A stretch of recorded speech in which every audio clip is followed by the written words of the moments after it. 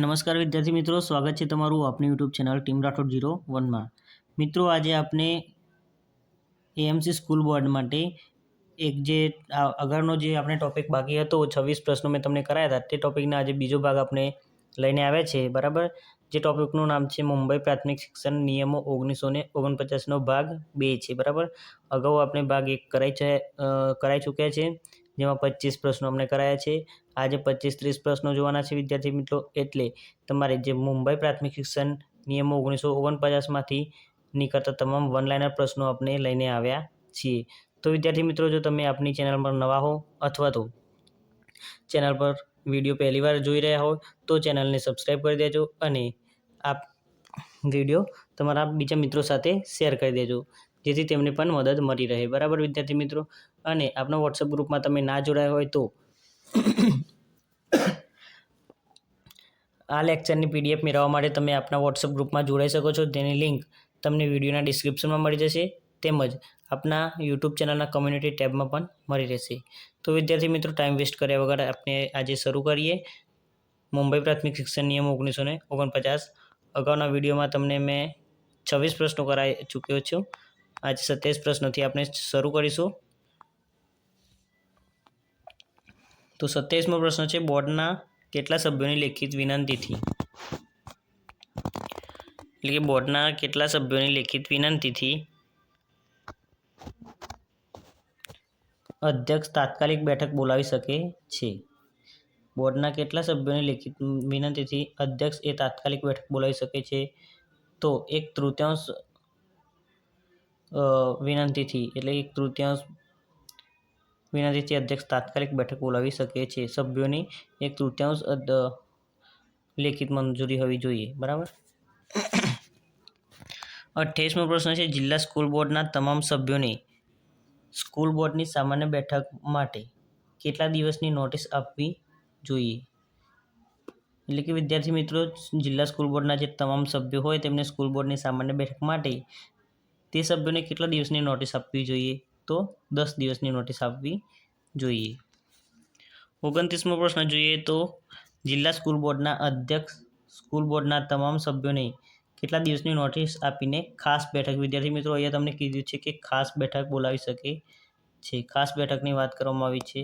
તો ખાસ બેઠક એ કેટલા દિવસની નોટિસ આપીને બોલાવી શકે છે? તો 5 દિવસની નોટિસ આપીને ખાસ બેઠક બોલાવી શકે છે।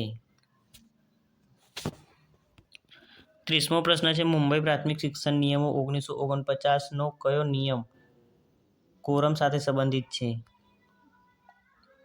એટલે કે મુંબઈ પ્રાથમિક શિક્ષણ નિયમો 1949નો કયો નિયમ કોરમ સંબંધિત છે? તો નિયમ 17 એ કોરમ સંબંધિત છે।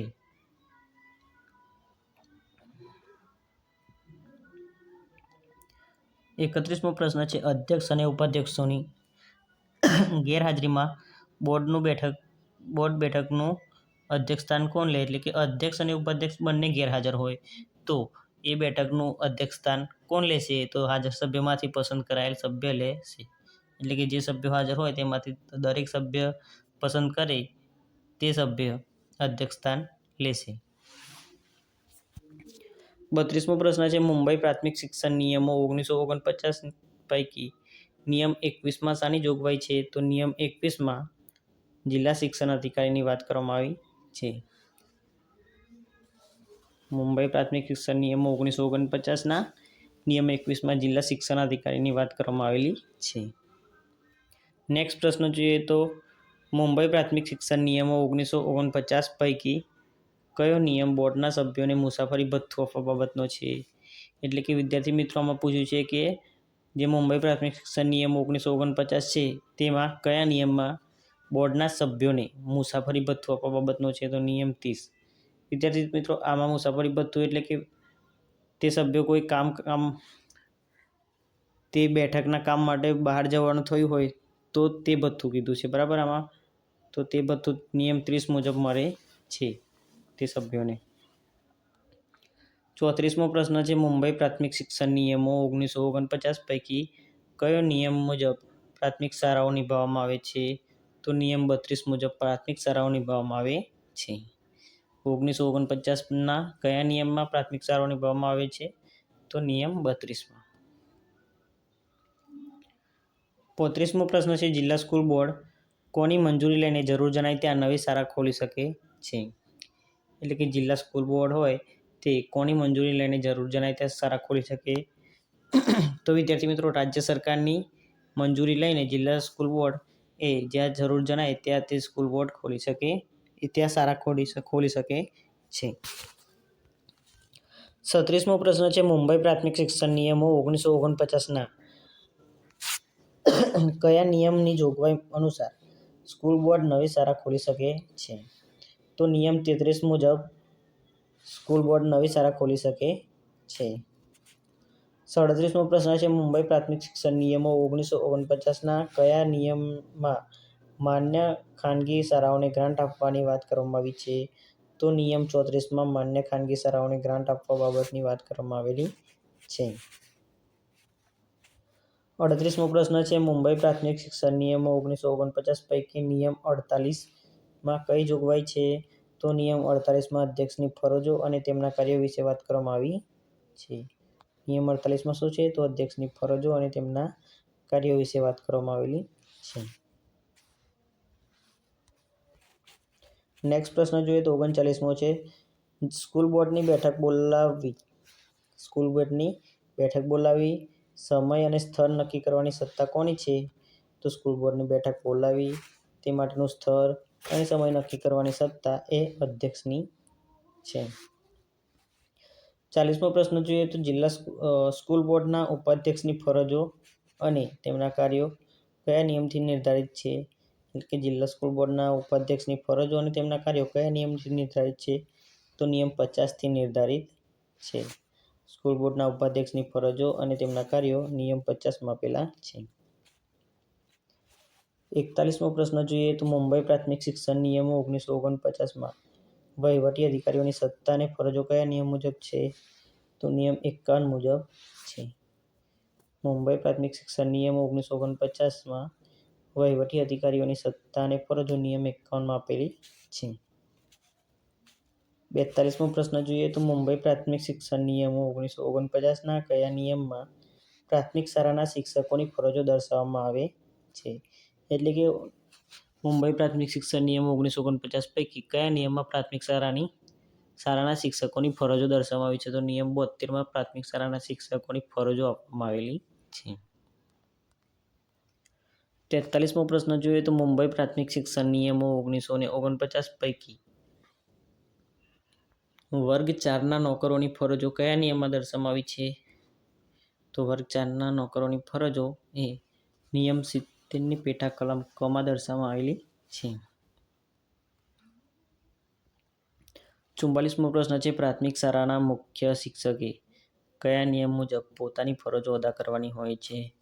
તો નિયમ 72 મુજબ કયા નિયમ મુજબ? 72 મુજબ પોતાની ફરજો અદા કરવાની હોય છે. 45મો પ્રશ્ન જોઈએ તો મુંબઈ પ્રાથમિક શિક્ષણ નિયમો 1949 પૈકી મદદનીશ વહીવટી અધિકારીની ફરજોની જોગવાઈ કયા નિયમમાં કરવામાં આવી છે? તો નિયમ 66માં કરવામાં આવી છે. વહીવટી અધિકારીની ફરજોની જોગવાઈ એ નિયમ 66માં કરવામાં આવી છે. 46મો પ્રશ્ન જોઈએ તો મુંબઈ પ્રાથમિક શિક્ષણ નિયમો 1949નો કયો નિયમ બાળકનું નામ તથા જન્મ તારીખ દાખલ કરવા અંગેનો છે? તો નિયમ 87 એ બાળકનું નામ તથા જન્મ તારીખ એ પ્રાથમિક શાળામાં દાખલ કરવા બાબતનો છે. કયો નિયમ? નિયમ 87. 47મો પ્રશ્ન જોઈએ તો ખાનગી પ્રાથમિક શાળા શરૂ કરવા માટે કોને અરજી આપવી જોઈએ? એટલે કે કોઈ સંચાલકને ખાનગી પ્રાથમિક શાળા શરૂ કરવી છે તો તે સંચાલકે કોને અરજી આપવી જોઈએ? તો અધિકૃત અધિકારીને અરજી આપવી જોઈએ. 48મો પ્રશ્ન છે, નવી ખાનગી પ્રાથમિક શાળા શરૂ કરવા માટે કયા નમૂનામાં અરજી કરવી જોઈએ? તો નમૂના ક પ્રમાણે અરજી કરવી જોઈએ. 49મો પ્રશ્ન છે, મુંબઈ પ્રાથમિક શિક્ષણ નિયમો 1949 પૈકી નિયમ 106માં કઈ જોગવાઈ કરવામાં આવી છે? તો નિયમ 106માં માન્યતા માટેની અરજી કરવામાં આવેલી છે. નિયમ 106માં માન્યતા માટેની અરજી કરવામાં આવી છે. 50મો પ્રશ્ન છે, કયા નિયમ મુજબ દરેક માન્ય ખાનગી પ્રાથમિક શાળાઓનું રજિસ્ટર રાખવા બાબતનો છે? એટલે કે કયો નિયમમાં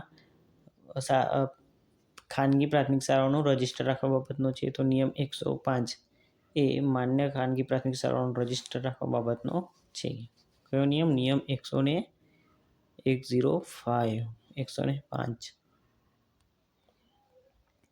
51મો પ્રશ્ન છે, મંજૂર કરેલી ખાનગી પ્રાથમિક શાળાઓનું રજિસ્ટર્ડ નિયામક કયા પરિશિષ્ટના નમૂના પ્રમાણે રાખવું જોઈએ? તો પરિશિષ્ટ ગ પ્રમાણે રાખવું જોઈએ. મંજૂર કરેલી જે ખાનગી પ્રાથમિક શાળાઓ હોય તે શાળાઓનું રજિસ્ટર નિયામક કયા પરિશિષ્ટના નમૂના પ્રમાણે રાખવું જોઈએ? તો પરિશિષ્ટ ગ પ્રમાણે રાખવું જોઈએ. 52મો પ્રશ્ન છે, ખાનગી પ્રાથમિક શાળાઓની મંજૂરી માટેની કાર્યપદ્ધતિ કયા નિયમ મુજબ કરવામાં આવે છે? તો નિયમ 107 મુજબ કરવામાં આવે છે. ખાનગી પ્રાથમિક શાળાઓની મંજૂરી માટેની જે કાર્યપદ્ધતિ હોય કે આ રીતના સ્કૂલનું સ્ટ્રક્ચર હોય, આટલા શિક્ષકો નિભાવવા જોઈએ, આટલા વર્ગ 4ના એટલે કે પટાવાળા નોકરો રાખવા જોઈએ, તે બધી બાબતો કયા નિયમમાં છે? તો નિયમ 107માં. 53મો છે, મુંબઈ પ્રાથમિક શિક્ષણ નિયમો 1949 પૈકી ગ્રાન્ટ ઇન એડ ફાળવવા બાબતે કયો નિયમ મહત્વનો? વિદ્યાર્થી મિત્રો, ફરી આપણે એકવાર જોઈ લઈએ બરાબર. મુંબઈ પ્રાથમિક શિક્ષણ નિયમો 1949 પૈકી ગ્રાન્ટ ઇન એડ ફાળવવા બાબત અંગેનો નિયમ કયો છે? તો જે ગ્રાન્ટ ઇન એડ સ્કૂલો હોય તે ફાળવવા બાબતનો નિયમ કયો છે? તો નિયમ 111 મુજબ ગ્રાન્ટ ઇન એડ ફાળવવામાં આવે છે. નેક્સ્ટ પ્રશ્ન છે, કયા ધોરણના બાળકોને ગૃહ કાર્ય આપી શકાય નહીં? આગળ આ પ્રશ્નો આપણે જોઈ ગયા છે આગળના વિડીયોમાં.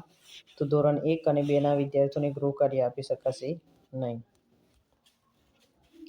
55મો પ્રશ્ન છે, સ્કૂલ બોર્ડની ભલામણો ઉપરથી અભ્યાસક્રમમાં સ્થાનિક જરૂરિયાતોને અનુકૂળ થાય તેવા ફેરફારોની મંજૂરી કોણ આપી શકે છે? તો સ્થાનિક જરૂરિયાતોને અનુકૂળ થાય તેવા ફેરફારોની મંજૂરી શિક્ષણ નિયામક આપી શકે છે. કોણ આપે? તો શિક્ષણ નિયામક આપી શકે છે. 56મો પ્રશ્ન છે, મુંબઈ પ્રાથમિક શિક્ષણ નિયમો 1949 પૈકી નિયમ 125 કઈ બાબતનો છે? તો નિયમ 125 એ હાજરી બાબતનો છે.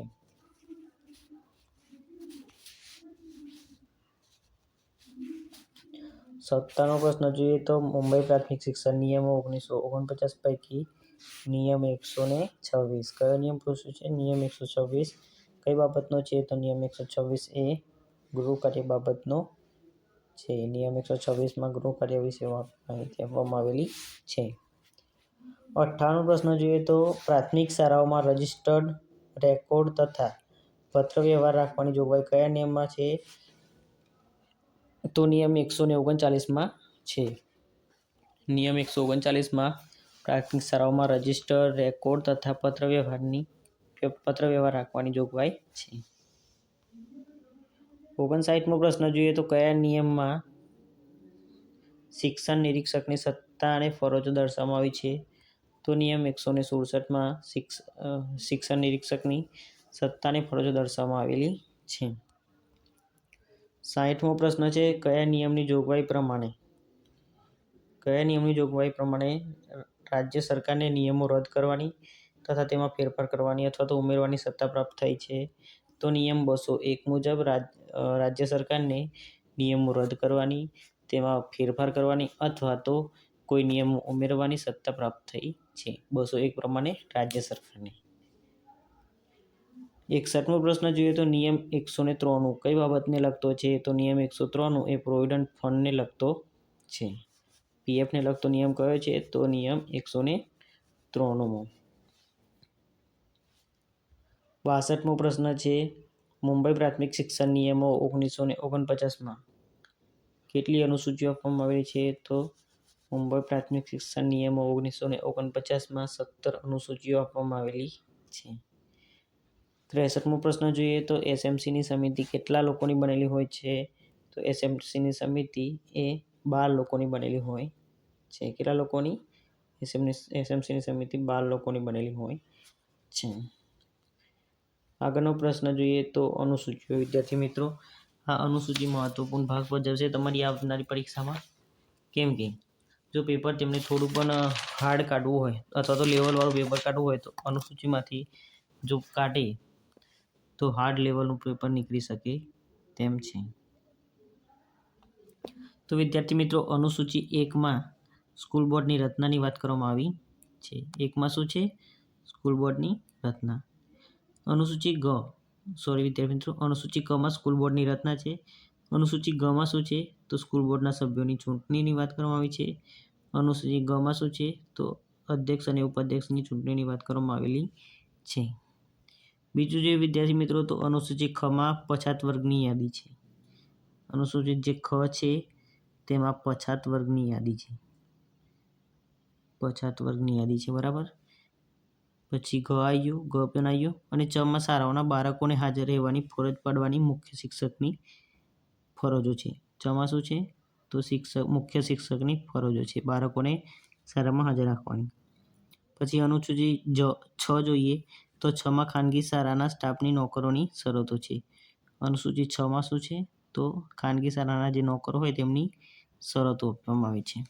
પછી અનુસૂચિ જમાં જોઈએ તો જમાં શું છે? શાળાની ઇમારતને લગતા કોઈપણ કાર્ય બાબતની અનુસૂચિ જ છે. અનુસૂચિ ટ એ ઇમારતોને લગતો છે, બરાબર. અનુસૂચિ ડ એક મહત્વની છે. ડમાં માન્ય યુનિવર્સિટી યાદી છે, બરાબર વિદ્યાર્થી મિત્રો. તો હું જેટલી બોલી છું તે તમે નોટ્સ કરી લેજો, બરાબર, અથવા તો વિડીયો એક બે વાર જોઈ લેજો, તમને યાદ રહી જશે. બીજું વાત કરું કે CWSN,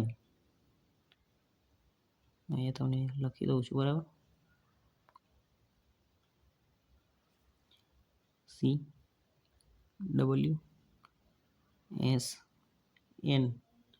આનું ફૂલ ફોર્મ વિદ્યાર્થી મિત્રો તમે મને કમેન્ટ કરી દેજો, બરાબર. બીજું, પ્રજ્ઞા અભિગમ એટલે શું? પ્રજ્ઞા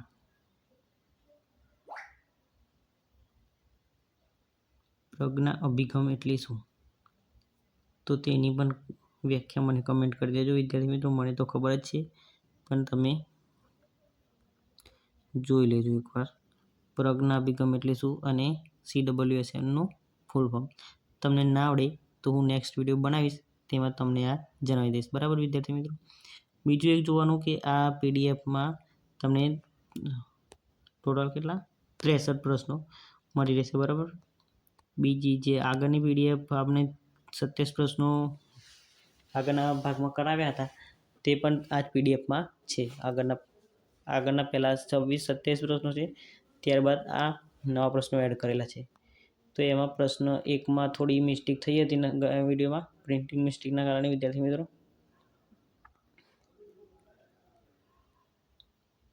એક ને 2માં, હા, આ થોડું જોઈ લેજો વિદ્યાર્થી મિત્રો. એમાં સાચો જવાબ આ જ આવશે, બરાબર. 1/4/1949 એમાં 1/1/49 થઈ ગયું હતું વિદ્યાર્થી મિત્રો. બીજું તમને કહેવાનું કે વિદ્યાર્થી મિત્રો, ઘણા મિત્રો આપણને પૂછપૂછ કરે છે કે એક્ઝામ ક્યારે આવશે, બરાબર. હવે વિદ્યાર્થી મિત્રો, એક્ઝામનું તો આપણે કંઈ કહી ના શકીએ. આગળના વિડીયોમાં મેં તમને એક ન્યૂઝપેપર ક્લિપ આપી હતી, તેમાં ચોખવટ કરેલું હતું કે માર્ચ મહિનામાં પરીક્ષા લેવાઈ શકે છે, બરાબર વિદ્યાર્થી મિત્રો. તો તે પ્રમાણે આપણે તૈયારી કરતા રહેવું પડે. માર્ચ મહિનામાં પરીક્ષા લેવાઈ જશે, ખબર પણ નહીં પડે. તો આપને જે પણ મટીરિયલ આપે છે તેનો તમે સદુપયોગ કરો અને આપણા વોટ્સઅપ ગ્રુપનો પણ સદુપયોગ કરે. વાતો કરતા નહીં ગ્રુપમાં, નહીંતર હું ચેટ લોક કરી દઈશ. એટલે કામ પૂરતી જ વાત કરો. પીડીએફ કોઈ માગે તો પીડીએફ આપી દો. બાકી વધારાની વાતો બહુ થાય છે, મેં જોયું હતું. તો આપણા ગ્રુપનો અને આપણી ચેનલનો તમે સદુપયોગ કરો તેવી મારી આશા છે. તો વિડીયો અહીંયા પૂર્ણ કરીએ વિદ્યાર્થી મિત્રો. વિડીયો સારો લાગ્યો હોય તો લાઈક કરી દેજો અને કમેન્ટ પણ કરી દેજો વિદ્યાર્થી મિત્રો. તમારી એક કમેન્ટ અમને મોટિવેશનલ પૂરું પાડે છે બીજા વિડીયો બનાવવા માટે. તેથી તમે કમેન્ટ પણ કરતા રહેજો વિદ્યાર્થી મિત્રો, બરાબર.